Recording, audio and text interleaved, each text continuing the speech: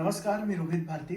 तुम्हा सर्वांचं मनपूर्वक हार्दिक स्वागत करतो आमच्या नव्या कोऱ्या यूट्यूब चॅनलवर, जे खास रेसिपीसाठी बनवलंय, ज्याचं नाव आहे स्वयंपाकघर.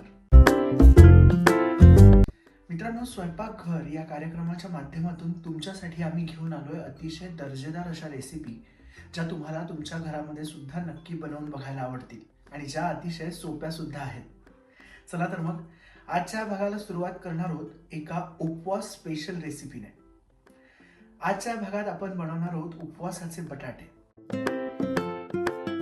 उपवास म्हटलं की प्रत्येकासाठी अत्यंत महत्वाचा आणि तितकाच आवडीचा असा विषय असतो.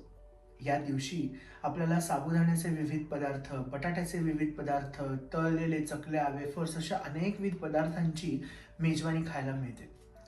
तर असाच उपवासासाठी अतिशय योग्य असलेला उपवासाचे बटाटे हा पदार्थ आपण आज बनवणार आहोत. हा पदार्थ अतिशय सोपा आहे. यासाठी लागणारं साहित्य सुद्धा खूप कमी आहे. अतिशय कमी साहित्यात कमी वेळात तरी सर्वांना आवडणारा असा हा पदार्थ आहे.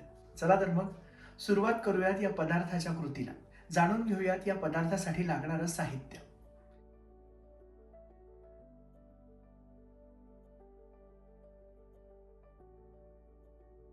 या ठिकाणी मी घेतलेत साधारण 4 ते 5 मध्यम आकाराचे बटाटे. हा पदार्थ 3 लोकांसाठी आपण बनवतोय. यासाठी आपल्याला लागणार आहेत 1 वाटी शेंगदाणे, आणि शेंगदाणे तुम्हाला जर जास्त आवडत असतील तर तुम्ही ते जास्त देखील घालू शकता. फक्त एक गोष्ट महत्वाची आहे, ते म्हणजे हे शेंगदाणे साधारण 15 मिनिटं ते अर्ध्या तासापर्यंत आपण भिजवून घेतलेत. त्यानंतर आपण या ठिकाणी घेतली आहे हिरवी मिरची. या पदार्थामध्ये आपण तिखट सुद्धा वापरू शकता, आणि आज जो मी पदार्थ बनवणार आहे तो हिरवी मिरची वापरून बनवणार आहे. तर हे असं होतं याचं साहित्य. आता बघणार आहोत या पदार्थाची कृती. सगळ्यात आधी आपण गॅसवर कढई ठेवून घेतली आहे, आणि त्यानंतर आता त्यामध्ये घेणार आहोत आपल्या अंदाजानुसार तेल. आता यात आपण साधारण 2 पळी इतकं तेल घालणार आहोत. ज्यांना कमी तेलातील पदार्थ आवडतात ते कमी सुद्धा तेल घालू शकतात. त्यानंतर आता सगळ्यात आधी आपण यामध्ये घालणार आहोत मिरची. हिरवी मिरची यामध्ये टाकून छान परतून घेऊयात. थोडीशी ब्राऊनसर होईपर्यंत आणि अतिशय उत्तम तिचा अर्क उतरेपर्यंत अशी मिरची आपण या ठिकाणी फ्राय करून घेतली आहे.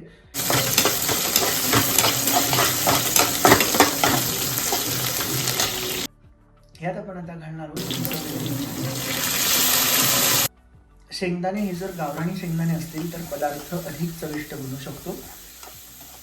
यानंतर आता आपण यामध्ये घालणार आहोत 4 ते 5 बटाटे, जे आपण बारीक कापून घेतले होते आणि पाण्यात भिजवून ठेवले होते. ते आता आपण यामध्ये टाकूयात. छान पद्धतीने मिक्स करून घ्यायचं.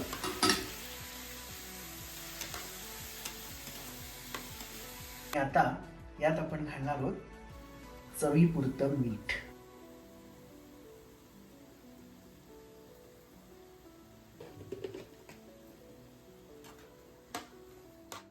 मीठ हा अतिशय महत्वाचा असा जिन्नसाचा प्रकार आहे, ज्याच्याने पदार्थाला चव येते, पदार्थ परिपूर्ण बनतो.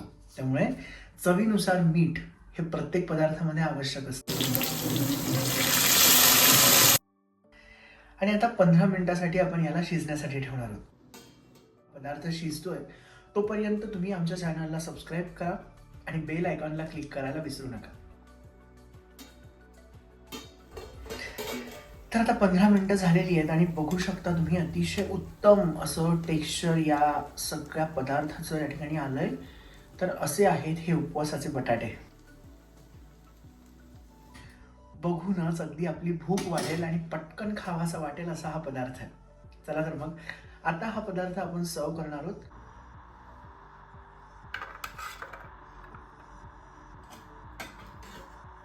हा पदार्थ तुम्ही दह्यासोबत खाऊ शकता किंवा नुसता सुद्धा खाऊ शकता, पण सोबत तळलेली मिरची, त्यावर थोडंसं मीठ टाकून जर तुम्ही घेतली तर तो अधिक चविष्ट लागू शकतो.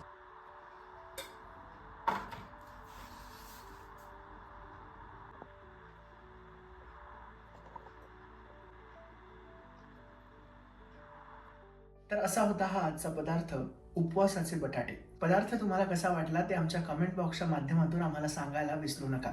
तुम्ही सुद्धा तुमच्या घरी हा पदार्थ नक्की बनवा, आणि हा व्हिडिओ आवडला असेल तर शेअर सुद्धा करा, आणि आमच्या चॅनलला सबस्क्राईब करायला विसरू नका. थँक्यू.